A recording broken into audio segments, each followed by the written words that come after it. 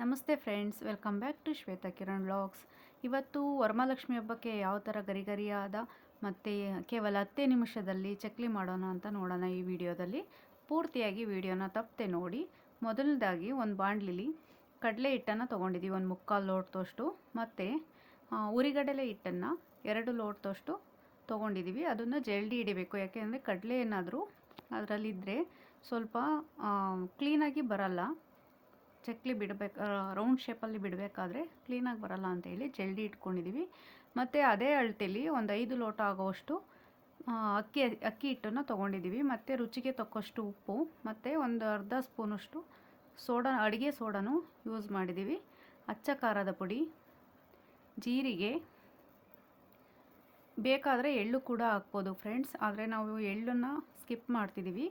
ನೋಡಿ, ಈ ಥರ ಎಲ್ಲ ಚೆನ್ನಾಗಿ ಹೊಂದ್ಕೊಳೋ ರೀತಿ ಮಿಕ್ಸ್ ಮಾಡಬೇಕು.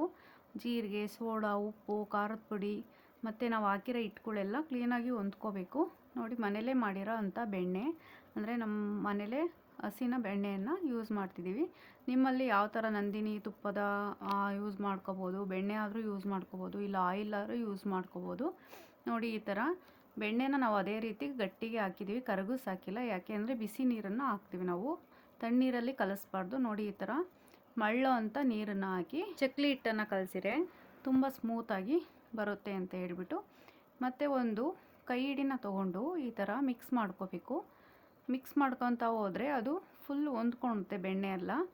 ಅದಕ್ಕೆ ನೋಡಿ, ಈ ಥರ ನಿಧಾನಕ್ಕೆ ಕಲಿಸ್ಬೇಕು, ಸ್ವಲ್ಪ ಆರ್ಕೊಳೋವರೆಗೂ. ಅದು ತಣ್ಣಗಾದಮೇಲೆ ಕೈಯಲ್ಲಿ ಈ ಥರ ನಾದ್ಕೋಬೇಕು ಚೆನ್ನಾಗಿ, ತುಂಬ ಮಿದಿಬಾರ್ದು.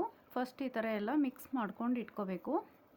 ತಣ್ಣಗಾದಮೇಲೆ ಮಾಡಿ, ತುಂಬ ಬಿಸಿ ನೀರು ಹಾಕಿರೋದ್ರಿಂದ ಕಷ್ಟ ಆಗುತ್ತೆ. ಅದಕ್ಕೆ ತಣ್ಣಗಾದಮೇಲೆ ಸ್ವಲ್ಪ ನೋಡಿ ಈ ಥರ ಎಲ್ಲ ಮಿಕ್ಸ್ ಮಾಡ್ಕೋಬೇಕು ಕ್ಲೀನಾಗಿ. ಅದು ಎಲ್ಲದಕ್ಕೂ ಮಿಕ್ಸ್ ಆಗುತ್ತೆ, ಬೆಣ್ಣೆ ಆಗಿರ್ಬೋದು, ಜೀರಿಗೆ ಆಗಿರ್ಬೋದು, ಎಲ್ಲ ಹಾಕಿರ್ತೀವಲ್ಲ ಅದೆಲ್ಲ ಮಿಕ್ಸ್ ಆಗುತ್ತೆ. ನೋಡಿ, ಫೈನಲಿ ಈ ಥರ ಇದು ಯಾವ ಥರ ಬರುತ್ತೆ ಅಂದರೆ, ಈಗ ಹಪ್ಳದ ಹಿಟ್ಟು ಮಾಡ್ತೀವಲ್ಲ ಗೈಸ್, ಆ ಥರ ಬರುತ್ತೆ. ನೋಡಿ, ಈ ಥರ ಮಾಡಿಟ್ಕೊಳ್ಳಿ. ಅಷ್ಟರೊಳಗೆ ನಾವು ಎಣ್ಣೆನ ಕಾಯಕ್ಕಿಟ್ಟಿದ್ವಿ.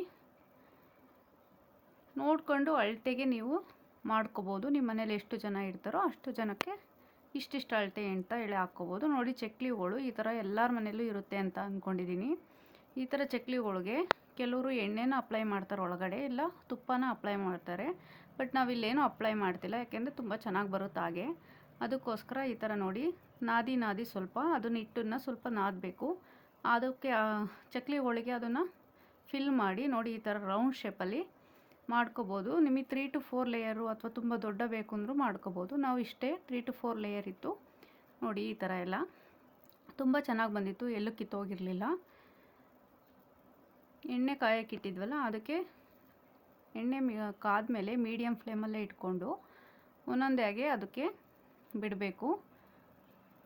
ಬಿಡಬೇಕಾದ್ರೂ ಅಷ್ಟೇ ಗೈಸ್, ಅದು ಕಿತ್ತೋಗಲ್ಲ. ನೋಡಿ ಯಾವ ಥರ ಬರ್ತಿದೆ ಅಂತೇಳಿ, ಒಂದಕ್ಕೊಂದು ಅಂಟತಲೂ ಇಲ್ಲ, ಎಣ್ಣೆ ಒಳಗದು ಸ್ಪ್ರೆಡ್ ಆಗ್ತಲೂ ಇಲ್ಲ, ಅಂದರೆ ಕಿತ್ತೋಗ್ತಲೂ ಇಲ್ಲ.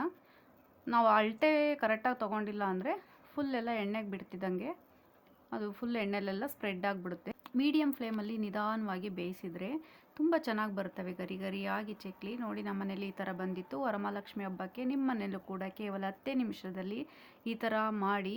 ದಯವಿಟ್ಟು ತಪ್ಪದೆ ವಿಡಿಯೋನ ಪೂರ್ತಿಯಾಗಿ ನೋಡಿ ಮತ್ತು ಸಬ್ಸ್ಕ್ರೈಬ್ ಮಾಡಿ. ಎಲ್ರಿಗೂ ವರಮಹಾಲಕ್ಷ್ಮಿ ಹಬ್ಬದ ಶುಭಾಶಯಗಳು.